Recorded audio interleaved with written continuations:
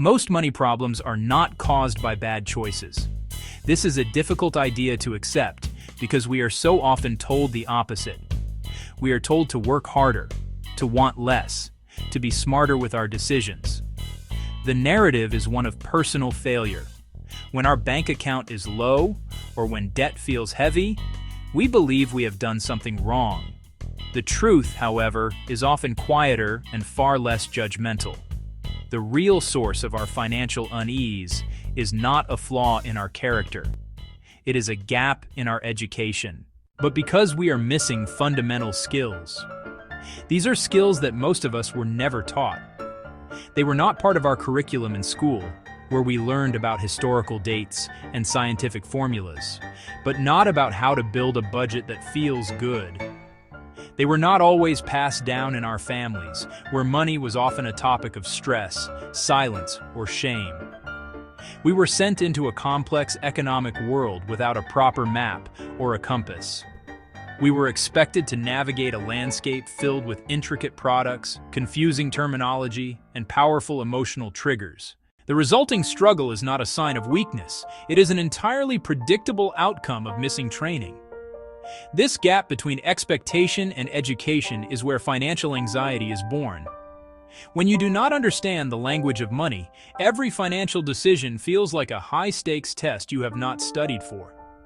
The fear of getting it wrong can be paralyzing. It can lead to avoidance, where we refuse to look at our bills or check our balances. It can lead to impulsive choices, where we act out of a sense of desperation or a desire for a quick fix. This is not because we are inherently bad with money. It is because we are navigating a difficult system without the necessary skills to do so calmly and with confidence. The first step toward changing this is to shift our perspective. We must stop blaming ourselves for what we were never taught. Instead of seeing our financial struggles as evidence of personal failure, we can begin to see them as evidence of missing knowledge.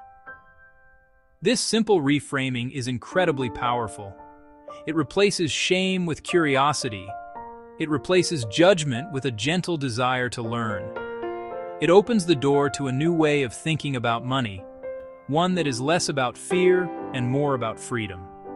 It allows us to finally begin the education we never received, one skill at a time. This is quiet money. It is not a set of rules or a rigid system. It is a place to learn financial wisdom and build a calmer future. Quiet money values a long-term perspective over short-term panic. It encourages intentional action over reactive decisions. The loudest voices in the financial world are often the least helpful. The path to financial peace is not in complex trading strategies or get-rich-quick schemes. It is found in slow, steady accumulation of simple, powerful skills. Turn down the volume of the outside world, listen to a quieter, more stable voice within. If money feels hard, you are not alone. For many, it's a source of low-grade anxiety. Bills arrive and a knot forms in the stomach. A conversation about retirement brings dread. Feeling constantly behind is a shared, silent epidemic. We compare ourselves to curated images online and blame ourselves for the gap. I should have known better. I should have started sooner. We internalize the struggle and call it a personal failing. What we call common sense about money is specialized knowledge. It's not something we're born with. Skills must be learned and practiced, like learning an instrument, like learning a new language. Here are 10 important money skills that most people were never formally taught. Each one is simple to understand and can be practiced immediately. Learning them helps to replace confusion with clarity and anxiety with a sense of calm control. The first skill is naming your money feelings. Money is never just about numbers. It is deeply emotional. It brings up feelings of fear, shame, hope, pride. Simply pausing to name the emotion you are feeling. I feel worried about this bill. Stops it from running your choices. Writing that phrase down creates a small space between feeling and action. That space lets you think more clearly instead of reacting from panic. A second crucial skill is quiet budgeting. Many people hear the word budget and think of restriction and deprivation. A quiet budget is different. It is not a list of things you cannot do. It is a clear plan for your life. It is about gaining clarity on where your money is going so you can direct it with intention. An example, list your top 3 essential expenses, 2 important wants, 1 savings goal. Writing it down brings the whole picture into focus. Clarity is the antidote to financial anxiety. The third skill is cultivating the long horizon view. So much financial stress comes from reacting to short-term noise. The market drops and we feel an urge to sell. An unexpected expense arises and it feels like a catastrophe. The long horizon view means remembering that time smooths out many bumps. Small, consistent saving habits compound into significant wealth over decades. Market downturns are a normal part of a long investing journey. Think in terms of years and decades rather than days and weeks. It reduces panic and promotes patient, steady decisions. A fourth skill is building margin, not maximum. Living at the very edge of your financial means is a recipe for constant stress. Margin is the practice of leaving room in your life, room in your budget, your schedule, and your energy. It means not spending every dollar you earn. Keep a small dedicated cash buffer, even a few $100s, and it can transform your financial life. That tiny cushion provides breathing room, turning a potential crisis like a flat tire into a simple inconvenience. Margin gives you options and the ability to make calm choices when things go wrong. A fifth skill is creating simple systems. Willpower is a finite resource, and relying on it to make good financial choices every single day is exhausting. Good financial habits are not born from heroic self-discipline. They are the result of well-designed systems. These are small, repeatable routines that run on autopilot. A perfect example is setting up an automatic transfer from your checking account to your savings account on every payday. Even a small amount, transferred consistently without you having to think about it, builds momentum and stability over time. Simple systems make good choices the easy choices. Requests from friends and family. Saying no is a critical skill for protecting what is most important to you, whether that is your peace of mind or your long-term goals. You can learn to refuse a request kindly but firmly without feeling guilty. For instance, if a friend suggests an expensive vacation that is outside your plan, that sounds amazing, but it's not in my budget right now. Seventh is learning the language of money. Financial terms like APR, asset allocation, liquidity can sound intimidating, but these are not mysterious codes. They are just words for specific tools and concepts. Taking the time to learn the definitions of a few basic terms is empowering. For example, understanding what annual percentage rate really means helps you intelligently compare credit card offers or loan options. This basic knowledge demystifies the financial world and reduces the worry that comes from not understanding what you are agreeing to. The eighth skill is separating your identity from your balance. This is perhaps the most profound skill of all. Your net worth is a number. It is not a measure of your worth as a human being. Money is a tool for living your life. It is not the measure of your value. When you fuse your self-worth to your financial status, a job loss feels like a personal failure. A market downturn can trigger a crisis of identity. For example, losing a job does not mean you have failed as a person. It is a change in circumstance that requires a practical plan, and that plan is learnable. The ninth skill is conducting small experiments. You do not need to have all the answers before you begin. Trying to build a perfect, all-encompassing financial plan from the start can be so overwhelming that you never begin at all. A gentler approach is small, low-risk experiments to see what works. Try a no-spend weekend, only use what you already have, or allocate just $10 to a new savings goal. These small experiments teach you about your habits without risking a major mistake. The 10th and final skill is talking about money. Silence is where financial myths and shame grow. The taboo around talking about money isolates us and makes us feel like we are the only ones struggling. Finding even one trusted person can be transformative.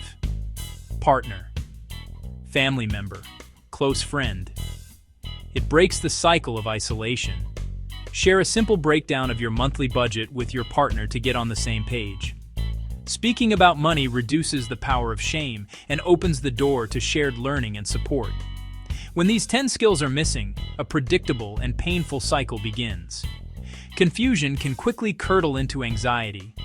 You might avoid your mail, afraid of the bills inside. You might scroll social media and see friends on lavish vacations, feeling envy and inadequacy. Comparison is a thief of joy, showing only highlight reels while you know you're behind the scenes. This is how the fog of financial unease rolls in. Fear plays a central role. Fear of scarcity pushes us to impulsive, short-sighted choices. Fear of judgment keeps us silent, preventing us from asking for help. Shame tells us our money problems are our fault, a secret to guard. Fear, silence, and comparison create a perfect storm of stress. It makes small problems grow into large ones in the dark. The truth is much kinder. You were not given the tools. You can learn them now, and in doing so, you can break the cycle. It is essential to reframe our past financial mistakes. Everyone has made them. Perhaps you took on too much credit card debt. You sold an investment at the worst possible time. You loaned money you never got back. The tendency is to look back on these moments with regret and self-recrimination. We see them as failures of character, as evidence that we are just bad with money. This perspective is a trap. It keeps us stuck in a loop of shame and prevents us from moving forward. A more compassionate view is to see mistakes as outcomes of missing guidance. You made the best decision you could with the knowledge and skills you had then. Not knowing how compound interest on debt worked? Taking a high-interest loan was a knowledge gap, not a moral failing. Never taught to think long-term? Panicking during a market crash was a predictable reaction, not weakness. Reframing mistakes as lessons is freeing. It's not making excuses, it's accurate diagnosis. That diagnosis opens the door to learning. When you're no longer burdened by shame, you can approach money with curiosity. Ask, what skill was I missing in that moment? Ask, what could I learn now to make a different choice in the future? This turns regret into a curriculum. Your past becomes your teacher, pointing to the skills to develop. The goal isn't to erase the past, but to learn from it with kindness. You're a work in progress. Permission to be imperfect. Forgive yourself for not knowing what you were never taught. Financial well-being doesn't need a flawless track record. It needs willingness to learn and grow. See your history as missing skills, not moral failure, and you get the chance to start fresh, right where you are, with hope and quiet confidence. So, what does calm financial understanding look like in daily life? Well, it is not about having a massive portfolio or a perfect credit score. It is much quieter and more tangible than that. It looks like a clear, one-page list of what you earn and what you spend each month. It looks like a simple, automated plan that moves a little bit of money into savings and investments without you having to think about it. It looks like a small, dedicated emergency fund that gives you a buffer for life's inevitable surprises, turning a potential catastrophe into a manageable inconvenience. It looks like having honest, non-judgmental conversations about money with the people you trust. It looks like knowing the definitions of a few key financial terms, just enough to feel confident when you read a loan agreement or a bank statement. It looks like pausing when you feel a strong emotion about money, fear, greed, or anxiety, and naming that feeling before you act. It looks like understanding that your financial balance is just a number on a screen, not a reflection of your worth as a person. It is a series of small, steady habits, not a grand, dramatic gesture. The way to begin is small. Do not try to master all 10 skills at once. That is a path to overwhelm. Instead, pick just one skill that resonates with you. Practice only that one skill for a single week. Maybe you decide to track your spending for 7 days. Or perhaps you set up one automatic transfer to savings. Or maybe you just practice naming your feelings about money each morning. Notice how it feels. If you feel a little calmer or a little clearer, keep going. If you feel stuck, simply stop and try a different skill next week. This is not a race.